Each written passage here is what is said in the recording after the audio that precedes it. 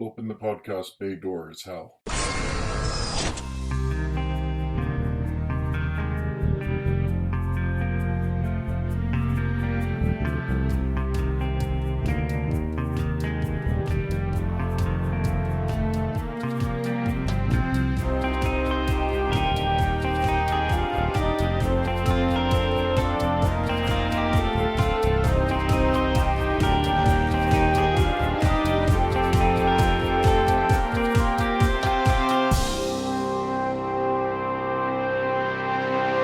Hello everyone, and welcome to episode 50 of Welcome to Geektown.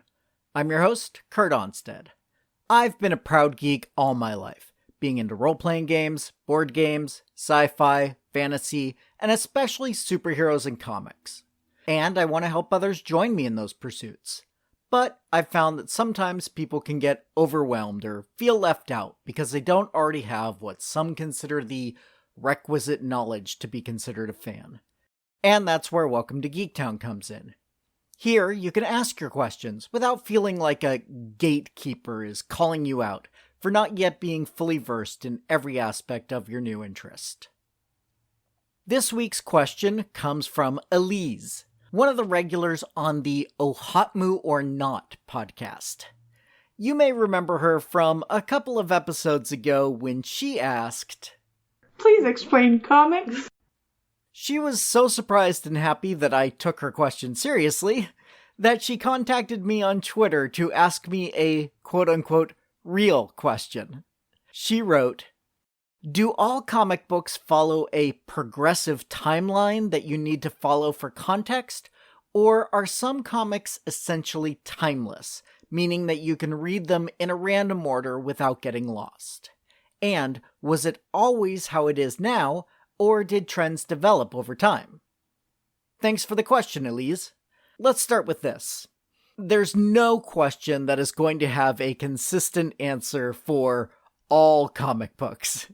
Just like you can't find a consistent rule for all books, all movies, or all TV shows. It's important to remember that comics are a medium, and you can tell all sorts of stories in lots of different formats. From single panel comics to 300 plus issue epics that need you to have read issue 1 in order for issue 300 to pay off completely. So some comics are definitely designed to be timeless and read in any order. Probably the best known books of this nature are the Archie comics. Up until recently, I'll get to that in a minute.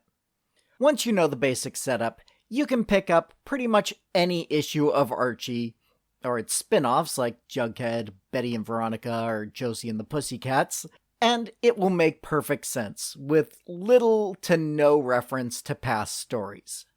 In the past 6 years or so, in addition to the standard standalone tales in the more cartoony style that most people would recognize as the Archie look, Archie comics have also been putting out serialized stories in a more modern art style, so even these have an exception to their own rule.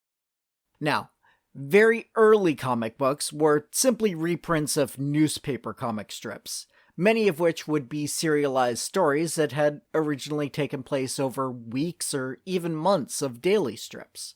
But let's talk about the stories that were actually written for the comic book format. When most people ask about comics, they're referring to Marvel and DC superhero comics. And with 80 plus years of publishing from DC and almost 60 years of the Marvel universe, we have a lot of history there that allows us to look at trends in storytelling. So that's what I'm going to concentrate most of the episode on.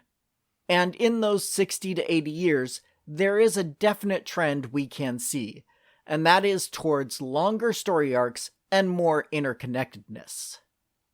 When DC got started in the superhero business with Action Comics #1, Superman was the star of the cover, but was not the only character featured. Not counting the text-only feature, there were 10 different stories in the issue, the shortest being a single page, and the longest, the Superman tale, taking up 13 pages. And that was the norm for comics for the majority of the next 20 years. Anthology comics like Action, Detective, and All-Star Comics would feature a few different self-contained stories. The more popular characters would continue to reappear, but each issue could be read on its own, with very little connecting tissue from previous stories, making it very easy for a new reader to pick up a random issue and get started from there. Even if a character got his own solo book, like Superman or Batman did early on, the tales within still only took up 10 or so pages, fitting 2 or 3 complete stories per issue. Since there were no dedicated comic book stores at the time, finding back issues was nearly impossible, and that was taken into account when creating these books. There were some experiments with longer stories, and even a multi-issue arc in the Shazam family of books, with the origin of Captain Marvel Jr., but that was much more the exception rather than the rule up through the early 60s. When a full-length story would be told, it was advertised on the cover as a novel-length adventure, broken up into chapters, the length of a more typical comic story, to give kids, with their notorious short attention span, the ability to easily split their reading into multiple sessions. Remember, this is the 1960s, way before iPads or even MTV was around to shorten their attention spans. The more things change, the more they stay the same. Around this time, Marvel Comics started building their universe with the Fantastic Four, Spider-Man, and the rest. Early issues of those books were also split into 2 feature-length stories, with the occasional novel-length filling an entire issue. However, Stan Lee's writing is where you start to get subplots that would carry over from one issue to the next, giving you a much richer reading experience if you continued from issue to issue. Characters in the Marvel Universe would grow and change, such as Peter Parker graduating from high school in Amazing Spider-Man number 28, and then moving out of his Aunt May's house as he went off to college. Or the shifting rules of Bruce Banner's transformation in the early Hulk issues. The main plot of a book would sometimes stretch out to 2 or 3 issues, but for the most part, stories were still self-contained to a single issue. DC also would start stretching out their stories into multiple issue arcs around the same time. In 1965, DC made one of the first crossover tales, with Zatanna's Search, written by Jerry Conway and Gardner Fox, starting in Hawkman number 4, then continuing on into Detective Comics, The Atom, Green Lantern, back to Detective, and ending in Justice League number 51. 1 year later, Marvel did a crossover between Tales of Suspense and Tales to Astonish to tell an Iron Man and Namor battle. In the 1960s and into the 70s, the average reading age of comic book readers was going up, as more high school and college kids found they enjoyed the more sophisticated tales, and so the multi-issue arcs slowly became more common. With the advent of dedicated comic book stores in the 1980s, it became much easier for back issues to be collected and read, continuing to feed the demand for longer story arcs. This also made it more plausible to reference an old story, with the assumption that the reader would have access to this history, and so this was another tool writers added to their toolbox. The done-in-one story has become more and more rare, although it's unlikely to ever go away completely, with the final nail in the coffin coming in the late 1980s, when trade paperbacks started to be published regularly by the big 2 publishers. Most trade paperbacks collect 4 to 6 issues, although TPBs, as they're shortened to, can contain 8, 12, or even 20 or more single issues into a single volume. These days, nearly every issue that Marvel and DC publish is put into a trade, usually just a few months after the story arc is finished in the single issues.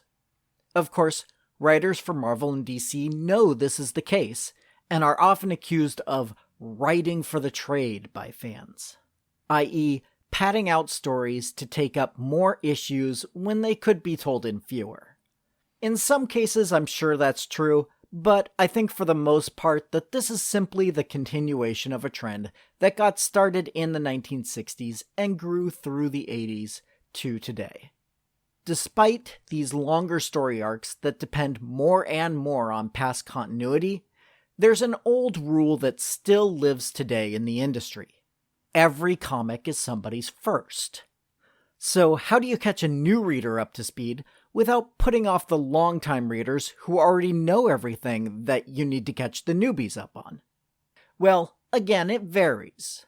Marvel has taken a page from the TV industry, giving readers a recap page at the beginning of every single issue, similar to the previously on you get in front of many serialized television shows. Most often, this is a simple page of text, although some books have done this in creative ways, like Squirrel Girl's Twitter feed, or Deadpool narrating to the readers in a fourth-wall-breaking, full-page panel. Once the recap is done, the writers will usually throw you right into the story, assuming you have everything you need to understand what's happening.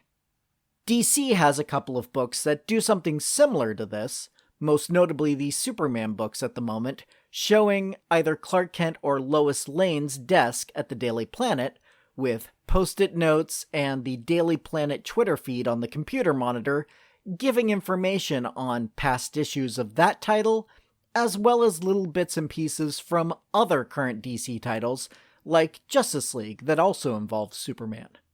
This is the exception more than the rule for DC at the moment, however.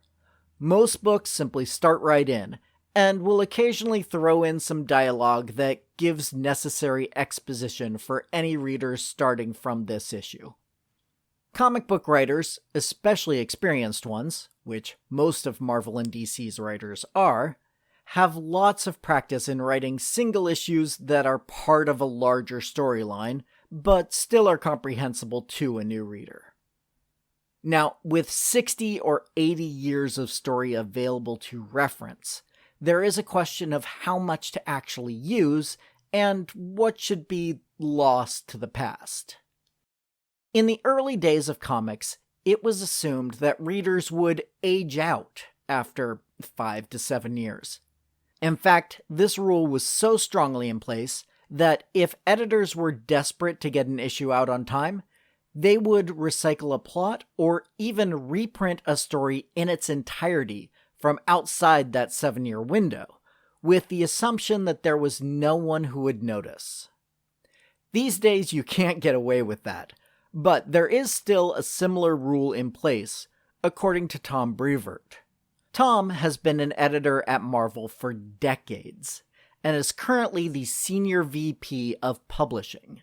In a 2008 column he wrote for Marvel's blog that has been reprinted on his own website, he mentions the 5-year rule, in which any story more than 5 years old, with origin stories being the big exception, has been mostly forgotten by the readers, even if they're still around and actively reading.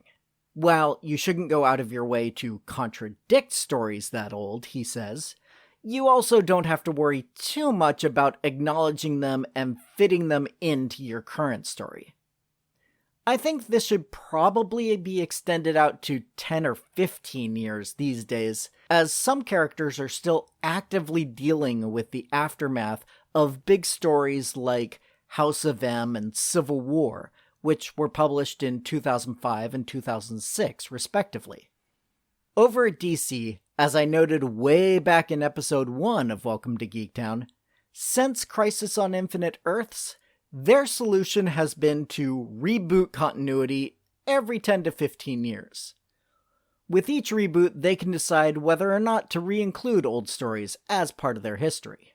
Even after a hard reboot like the New 52, writers reference stories that were 50 years old and retroactively made them part of their character's new backstory.